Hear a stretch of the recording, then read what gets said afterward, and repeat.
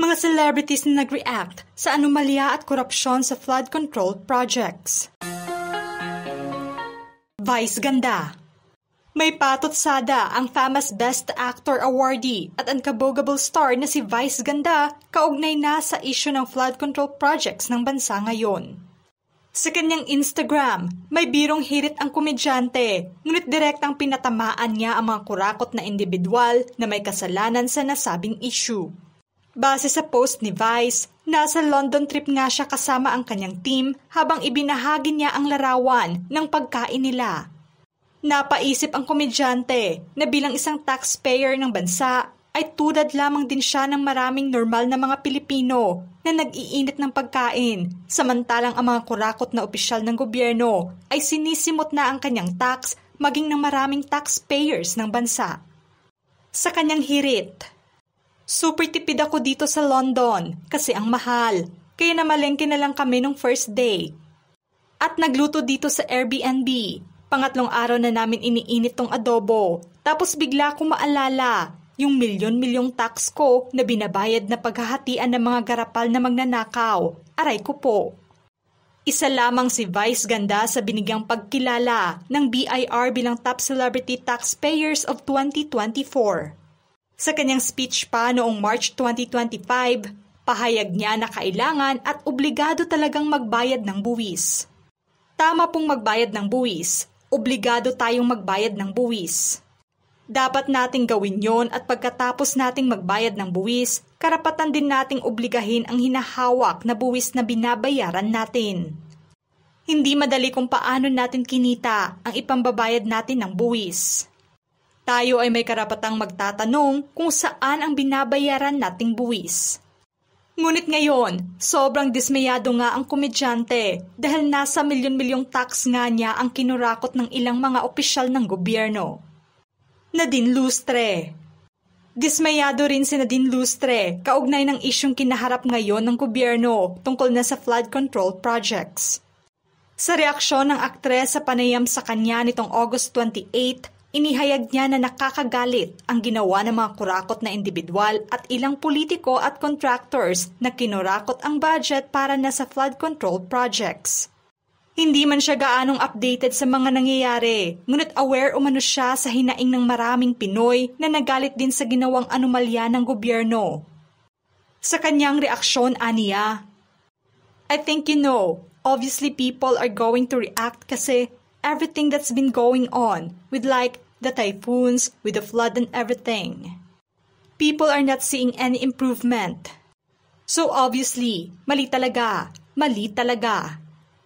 And I am really sad seeing that people are really struggling and are going through all of these. All of these things, like losing their homes, like even losing their pets, livelihood, just because we cannot find a solution for it. Tapos syempre nakakagalit at nakakalungkot na makita na yung binabayad nating mga buwis sa ganoon lang napupunta. So I am not really much updated on whatever it is that's going on. I am, however, aware of, the budget for flood. Pero yun nga, nakakainis talaga. Ann Curtis. Isa rin sa dismayado ng palpak na flood control projects ng gobyerno, ang aktres na si Ann Curtis. Sa X, ibinahagi ni Ann ang kanyang sentimento sa korupsyon ng bansa na may kaugnayan sa flood control project issue. Sinang-ayunan ng aktres ang sinabi ng veteran journalist na si Jessica Soho kung saan naging usapin ng programa niyang KMJS sa GMA7 ang pinag-uusapang flood control project corruption sa post ni Ann Ania. When Ma'am Jessica Soho said, hindi na pala baha ang magpapalubog sa ating bayan, kundi kasakiman, sakit. Kabilang din si Ann sa mga kinilalang top celebrity taxpayers ng bansa kaya sobrang dismayado siya sa korupsyong nangyayari. Bianca Gonzalez. Pinatamaan naman ng celebrity host na si Bianca Gonzalez ang mga anak ng kurakot na opisyal ng gobyerno. Kabilang na ang mga anak ng mga kurakot na contractors ng flood control projects. Sa kanyang ex-post, ibinahagi niya ang kanyang opinyon sa lavish lifestyle o magarbong buhay ng mga anak ng politiko at contractors ng gobyerno. Sa kanyang post, Aniya na laman ng kanyang feed ngayon ang tungkol na sa marangyang buhay ng mga anak ng corrupt officials. And there we are, mga walang generational wealth o nakaw na yaman. Na kumakayod araw-araw na minsan nahihiya pa mag-post ng travel. Unang nabili kasi baka mayabang ang dating. Paano ba to? Sinuportahan naman ng mga netizens ang sentimento ni Bianca at ilan pa sa komento nila. True, Diyos mio, nagdadalawang isip pa nga akong mag-post kasi baka sabihin na nagmamayabang. Hello, pinaghihirapan naman natin yon, hindi katulad ng iba na galing sa nakaw. Thinking the same thing, ang hirap lumaban ng patas sa buhay. Yung tayo na kumakayod sa buhay ng patas araw-araw, parang hirap pa rin. True po, nakakaiyak. From the time mag-start mag-work at age 21 to date na nagbabayad ng tax. Sana maramdaman din natin kung saan napupunta ang taxes natin. Baron Geisler. May buwelta naman si Baron sa abandonadong proyekto noon ng isang contractor na siyang nalilink sa isang big-time na politiko. Hindi nga mapigilan ng aktor na maglabas din ng kanyang sentimento kaugnay na sa isyu ngayon ng flood control projects. Sa kanyang Facebook page, inalala niya ang naging karanasan sa hindi na pinangalanang kumpanya na nanloko umano sa kanila sa Cebu. Sa kanyang post, may contractor na nanloko sa amin dito sa Cebu, connected sa malaking politician. Pinadalhan namin ang demand letter 3 times or more.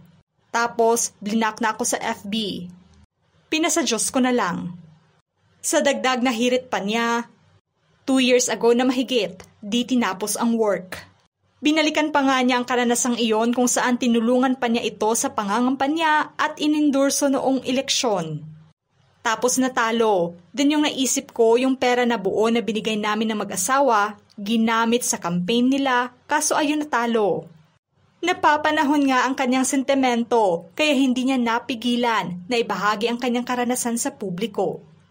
Nagbigay suporta naman ng mga netizens sa pagsasalita at banat na reaksyon ng mga sikat na celebrities ng bansa ngayon kaugnay na sa issue. Nais din nila na sana'y marami pang mga celebrities ang magbigay ng kanilang opinyon tungkol na sa isyung ito upang ma-call out ang mga kurakot na opisyal at contractors ng gobyerno. Sigaw ng karamihan ngayon na i-normalize umano ang public shaming sa mga kurakot na contractors at opisyal ng gobyerno. Pati na ang mga anak nila na questionable ang marangyang lifestyle na ibinabahagi online. Tulad ng mga celebrities ay marami sa mga Pinoy ngayon ang dismayado at nagalit sa nabuking na anomalyang ito.